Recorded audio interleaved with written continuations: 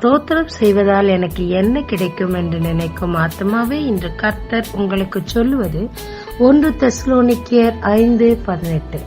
எல்லாவற்றிலையும் ஸ்தோத்திரம் செய்யுங்கள். தாவீதோட சக்சஸ்க்கு காரணம் என்ன தெரியுமாங்க?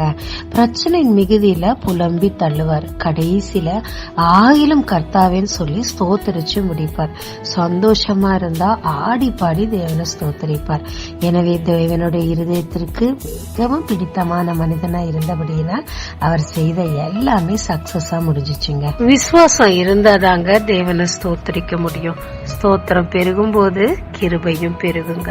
இருதயம் ரொம்ப ஸ்ட்ரெஸ்டா இருக்கும் போது தேவன் உங்களுக்கு செய்த நன்மைகளை நினைத்து நினைத்து ஸ்தோத்தரிச்சுதான் பாருங்களேன். இருதயம் இலகுவாயிடும், உங்க காரியம் சக்சஸ் ஆயிடும், தேவனும் உங்க மேல் பிரியமா இருப்பார். ஜெபிக்கலாமாங்க.